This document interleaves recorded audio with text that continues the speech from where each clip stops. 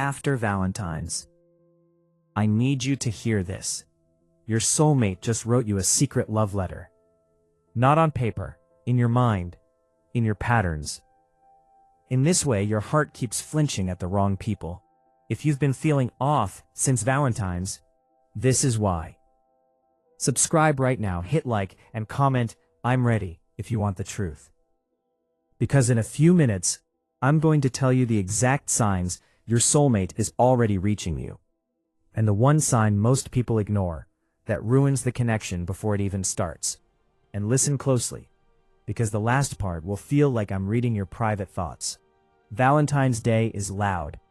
Flowers, photos, couples showing off, even people who are unhappy suddenly pretend they're winning. But after Valentine's, the noise dies, and your real emotions come out.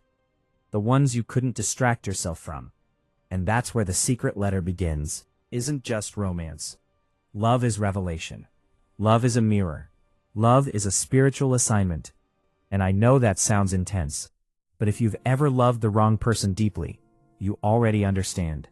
Your soulmate doesn't just arrive to make you feel good. They arrive to make you become who you were supposed to be. That's why your soul starts receiving messages before your eyes ever meet them. Psychology calls it your subconscious preparing for a new attachment. Spirituality calls it divine alignment. But either way, it feels like something is changing inside you. Let me explain what the secret love letter actually is. It's not words. It's signals.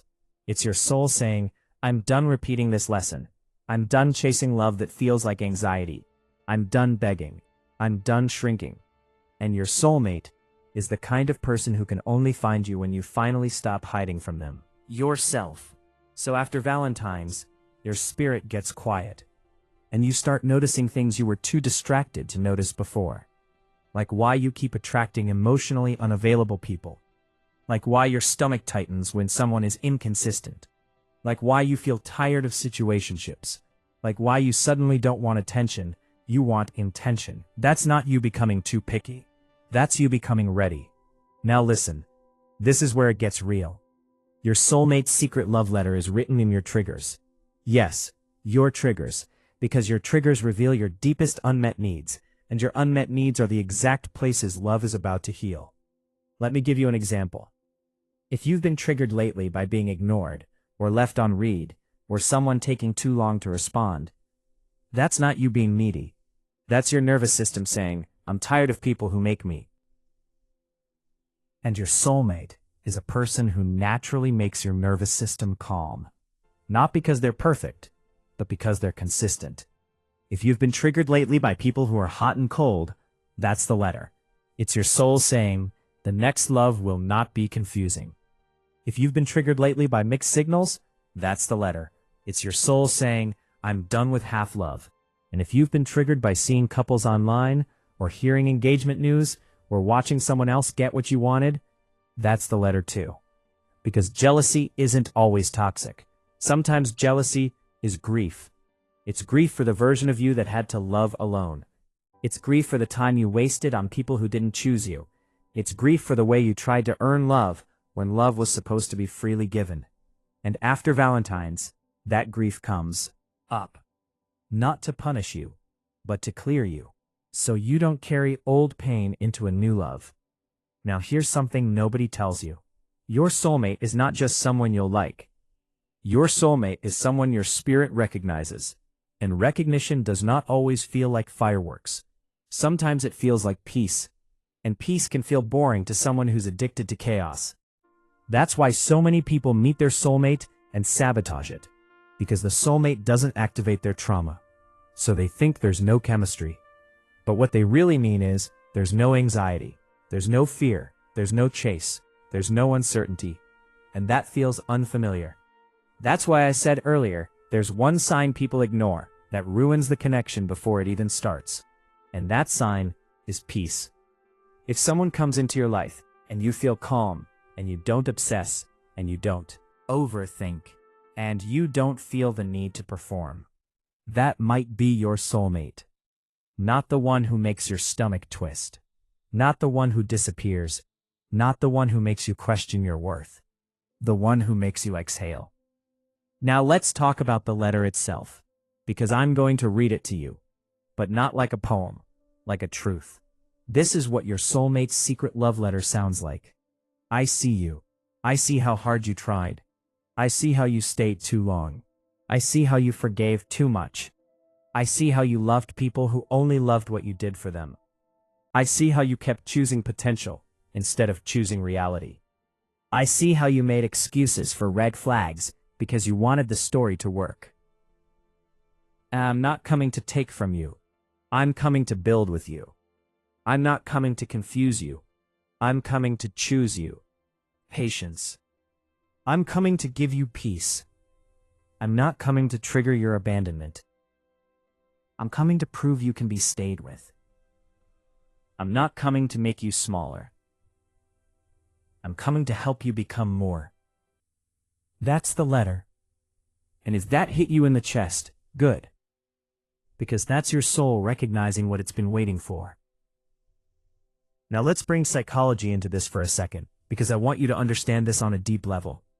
After Valentine's, your brain does something interesting. It compares. It compares what you have to what you want. It compares your reality to your fantasy. It compares your past to your future. And when you feel disappointed, you might think, I'm behind. I'm not chosen. I'm unlovable. But that's not the truth. That's just your attachment system reacting to perceived rejection, and your attachment system was shaped by your earliest experiences.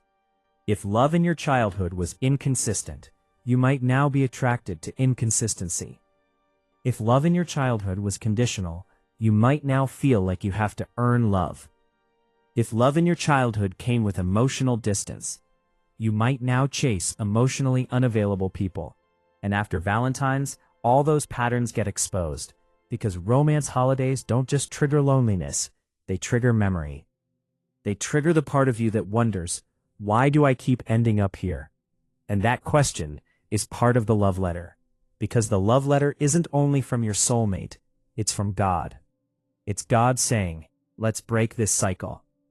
Now I promised you one Bible verse, and I want you to listen to it like it was written for you today. Love is patient. Love is kind. That's it. Simple, but deadly. Because real love is not rushed. Cruel. Real love is not inconsistent. Real love is not manipulative. So if someone has been making you feel anxious, that is not love. If someone has been punishing you with silence, that is not love. If someone has been keeping you in a gray area, that is not love. Love is patient. Love is kind. And your soulmate's love will feel like kindness, not like survival. Now here are the signs your soulmate is already writing to you. And no, these are not generic angel number signs. These are real, psychological, spiritual, and specific. Sign 1. You're suddenly disgusted by what you used to tolerate. Like, you read a message from someone you once would have chased, and you feel nothing.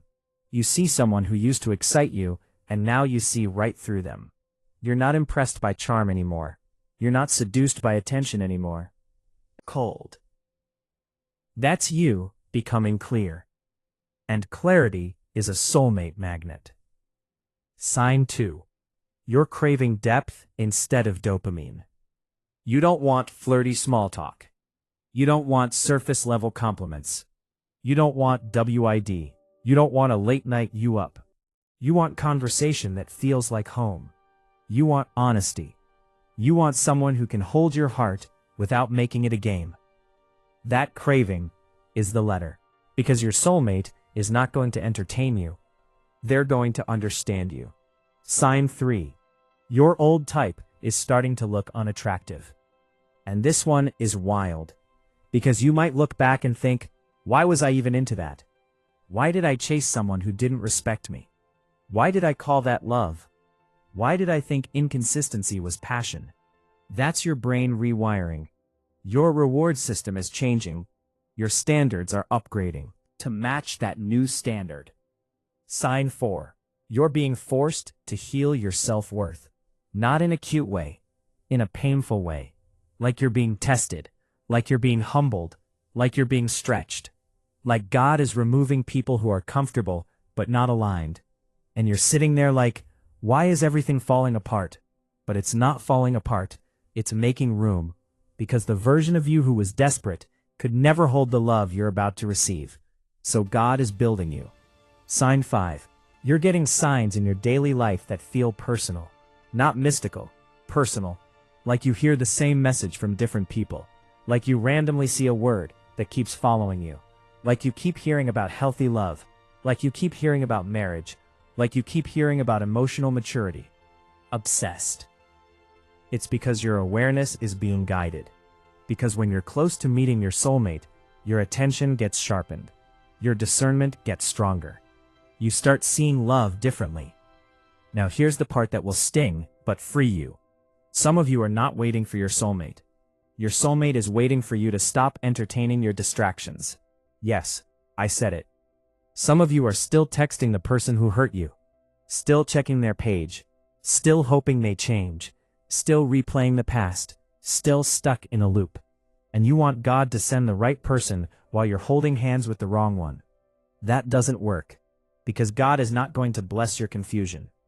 Your soulmate is not going to fight for a spot in your life when you're free. When your heart has space. And this is why Valentine's is such a spiritual test. Because Valentine's exposes who you're attached to and who you're aligned with. Attachment feels like, I need them. Alignment feels like, I choose them. Attachment feels like anxiety. Alignment feels like peace. Attachment feels like obsession. Alignment feels like certainty. Attachment makes you shrink. Alignment makes you expand. Now let's talk about the biggest lie you've been told. The lie is, if it's meant to be, it'll be easy. No.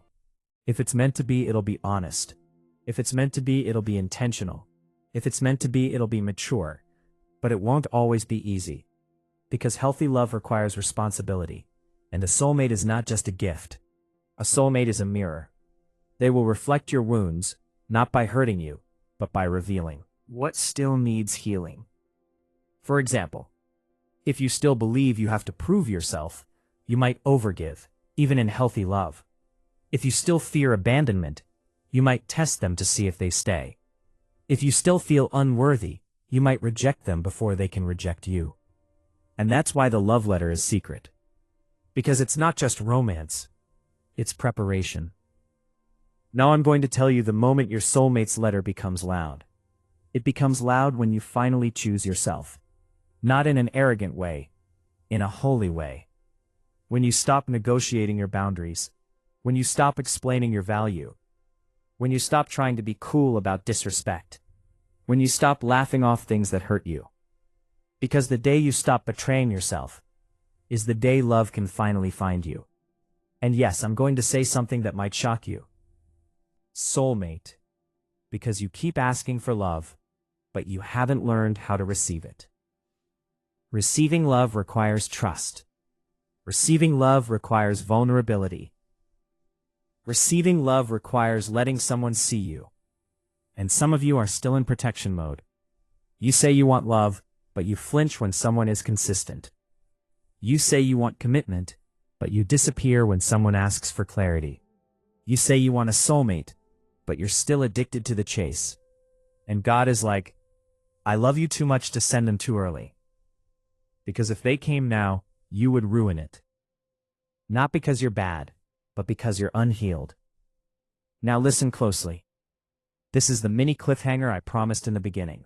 There is one sentence in your soulmate's secret love letter that you have to say back. One sentence. And if you don't say it, you will keep meeting the same person in different bodies. Ready? The sentence is, I am available for healthy love. Not I want love. Not I miss love. Not I need love. Available. Because wanting is easy. Availability is rare. Availability means, I won't entertain red flags. I won't romanticize inconsistency. I won't accept breadcrumbs. I won't chase. I won't settle. I won't abandon myself. Availability means I'm ready to be chosen. And I'm ready to choose back. Now I want you to do something with me. Take a breath. And imagine your soulmate standing in front of you. Not their face, not their height, not their job. Imagine their energy. Imagine someone who feels safe. Imagine someone who doesn't confuse you. Imagine someone who prays for you even before they meet you. Imagine someone who is emotionally mature. Imagine someone who is consistent. Commitment. Now imagine them saying, "I'm proud of you for not giving up, for healing, for letting go, for choosing yourself, for breaking the cycle." And imagine them saying, "I was always on my way, but you had to become you first." That's the secret love letter. And after Valentine's, your soul is finally quiet enough to read it. So if you've been feeling emotional, if you've been feeling sensitive, if you've been feeling like you're closing a chapter, if you've been feeling like you don't belong in your old life anymore, you're not crazy. You're aligning, and your soulmate is not just coming to love you.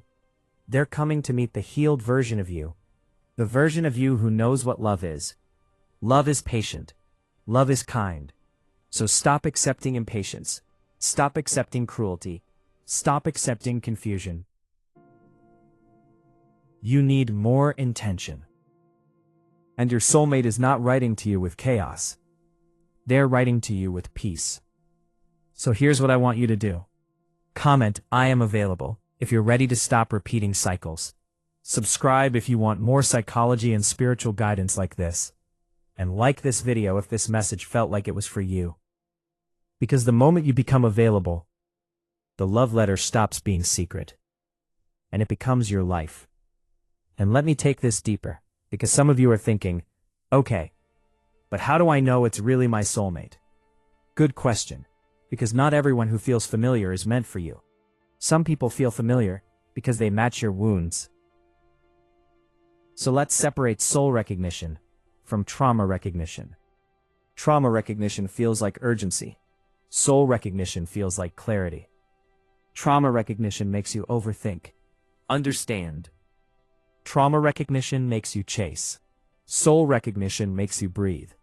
If that's hitting you, comment, "I choose peace." Now here's the part nobody wants to admit. Some of you have been calling a lesson a soulmate. You've been calling pain passion. You've been calling inconsistency chemistry. You've been calling emotional distance mystery. But a soulmate does not feel like punishment. A soulmate feels like a partnership. And if you've been asking God for love, He's not going to answer you with someone who destroys you. So after Valentine's, the secret letter is also a warning. It's your spirit saying, don't go back. Don't text them. Don't reopen that door. Don't confuse loneliness with destiny.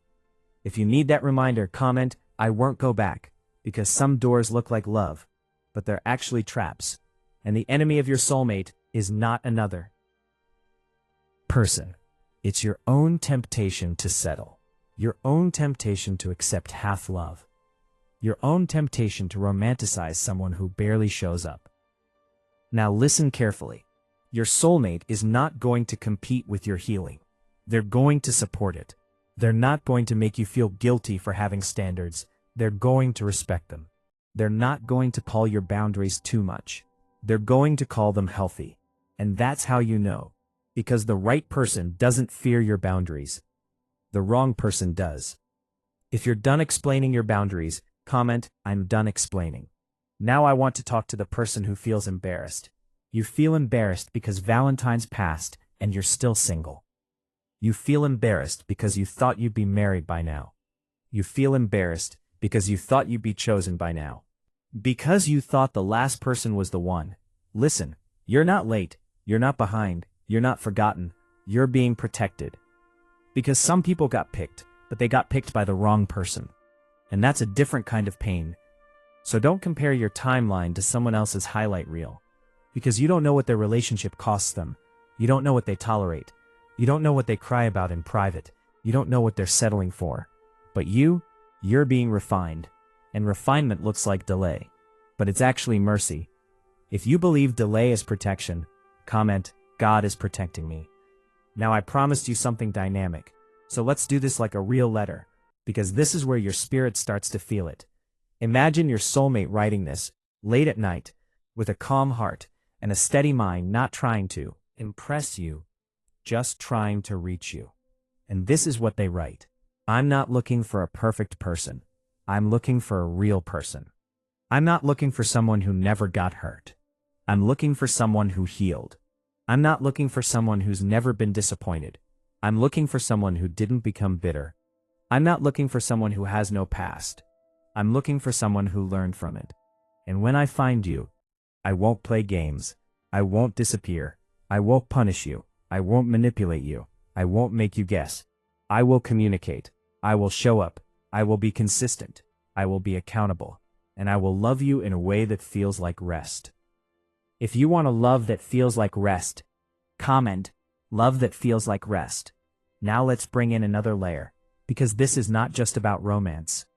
Identity. P. A soulmate doesn't just love you, they call you higher.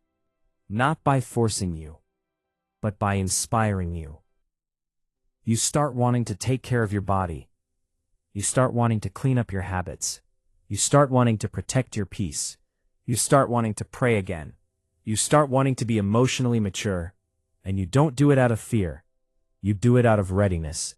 That's the love letter too. Because the soulmate isn't only coming to your life. They're coming to your future. They're coming to your family. They're coming to your purpose.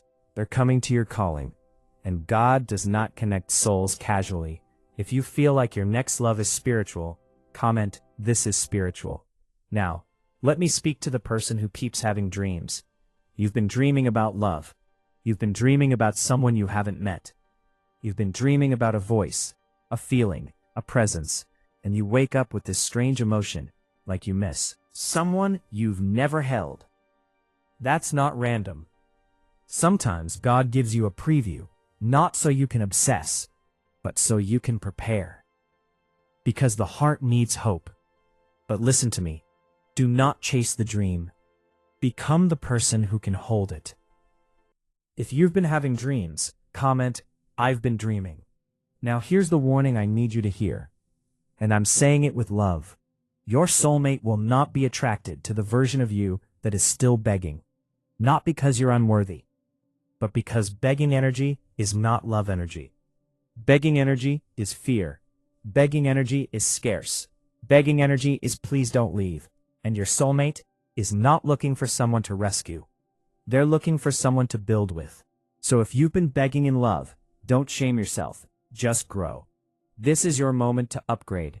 Comment, "I'm upgrading," that your soulmate is close. And I want you to listen slowly. The biggest sign is you stop chasing closure from the past.